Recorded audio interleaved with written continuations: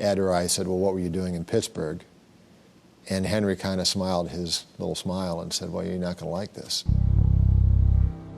3 years before his arrest, Henry Hill and Jimmy Burke were fixing basketball games at Boston College. Ironically, the team Ed McDonald used to play for. I said, you know, you're completely nuts. I said, you got a real serious problem here. Motherfucker almost leaped over the fucking table. He tried to grab me, but he went berserk. Together, Burke and Hill had bribed 3 players to fix the results of basketball games, including starting center Rick Kuhn, who was dragged in front of the U.S. courts. With Kuhn and Hill's testimony, the FBI could finally bring Burke to trial. Burke was arrested. Suspected of murdering at least 50 people, the mastermind of the Lufthansa robbery would face trial on a seemingly innocuous gambling scam.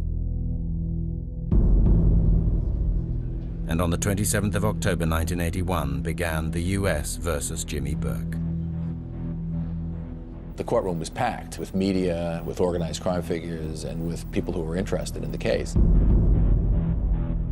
Henry Hill would once again have to take the stand, this time against his former mafia mentor. I felt like a fucker. I mean, I had to look at him, you know, but I knew that this motherfucker ordered my death, you know what I mean? Before the trial, the FBI played Hill wiretap evidence of Burke ordering his execution. I didn't believe him, you know what I mean? And they played me the fucking tape. I mean, which they shouldn't have, you know what I mean? When a cocksucker ordered my death, you know what I mean? They'll whack him. I mean, you know, that's what it became, you know what I mean? Henry was ruthless. I mean, he was a cornered rat. And while he might have been uncomfortable testifying against these people, he recognized that these people were looking to kill him. I was able to look the cocksucker in the eye, you know what I mean? I said, Jimmy, you didn't get me, motherfucker. No, I got you. Jimmy Burke was convicted and would spend the rest of his life in prison. At the end, I was just, you know, disposable. I was just, you know, they were gonna kill me. Hill's testimony would be equally damaging to Paul Vario, on trial for extortion at Kennedy Airport. Put his fucking head down. You know, fuck you, we didn't kill you, you cocksucker. You got us. Yeah, I got you. Motherfucker, you know, you'd have got my wife and my fucking kids, motherfucker. You know what I mean? I knew what they were capable of. You know, I mean, I seen it all my life growing up. Henry's testimony helped convict Paul Vario. He was sentenced to a total of 12.5 years in Pittsburgh Federal Penitentiary.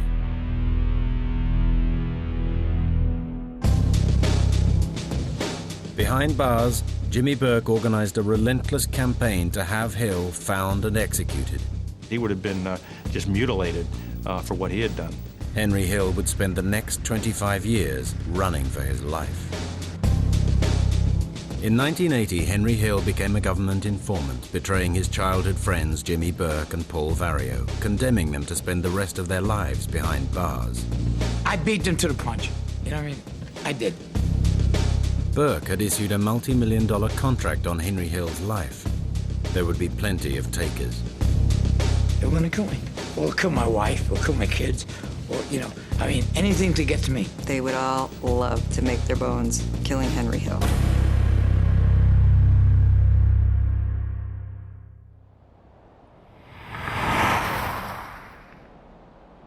Henry Hill had been secretly moved to Omaha, Nebraska, and placed in the witness protection program to safeguard him from mafia reprisals. They looked out for me. I mean, they knew what the fuck it was. It was a big fucking deal back in 1980, you know. Being a rat, you know, I mean, I was the first fucking guy, you know. He was clearly in a great deal of danger. His family was in a great deal of danger. In 1981, through a government informant, the FBI received the news they had been dreading. Burke was closing in. Burke had somebody that told him where Henry was allegedly at. They notified us and we don't take chances. We moved him out. Phone rang. Show some clothes in your fucking bag, we'll be there. We're outside right now. I believe he had about 24 hours. Gotta go. Throughout the 80s, Hill and his family were moved repeatedly by the US government. The threat of mafia execution was ever present.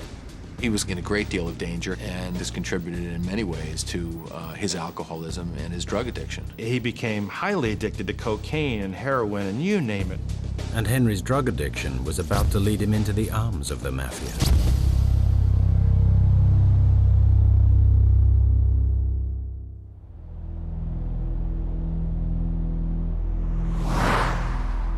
In the mid-1980s, Henry Hill had been moved to Washington.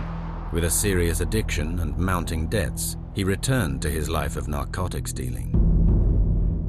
And in Washington, Hill fell foul of an undercover police sting. I knew the guy was a fucking cop the minute I met him. You know what I mean? He was a fucking agent. I knew it. And I couldn't convince these other fucking assholes, and they dealt with him. I got popped. Henry Hill was arrested on narcotics charges.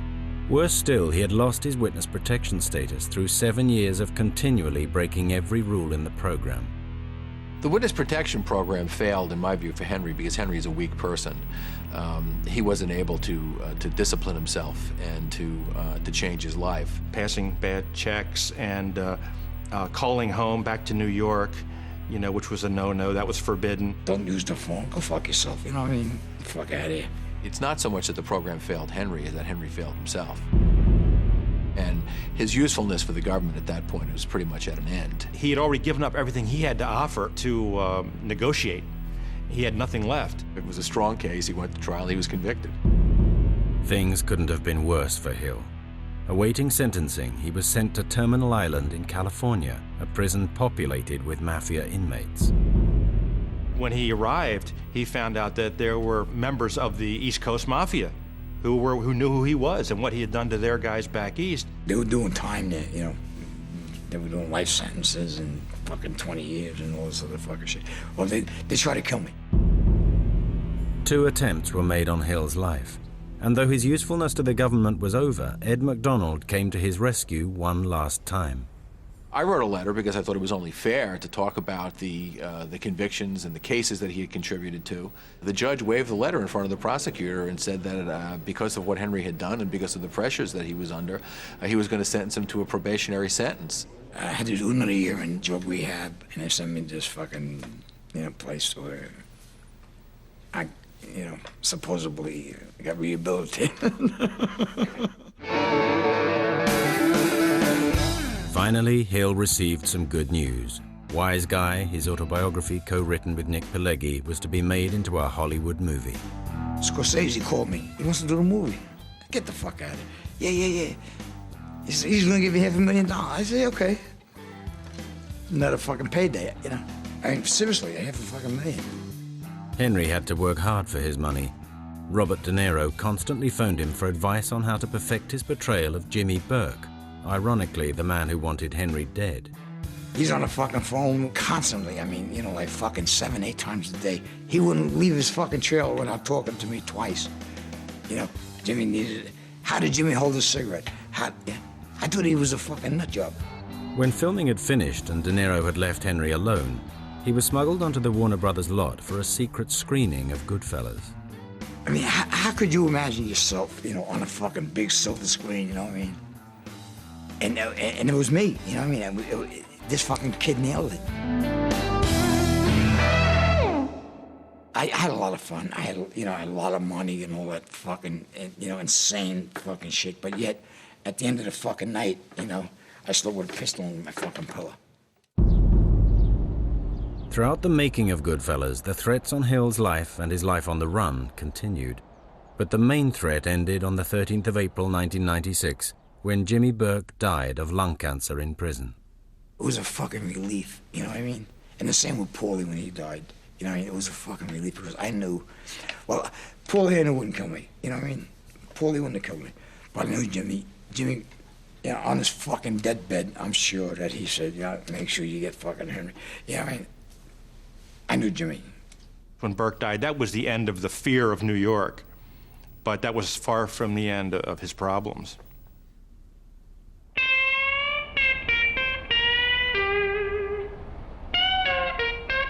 Today, Henry Hill lives in the Midwest. He and Karen are divorced.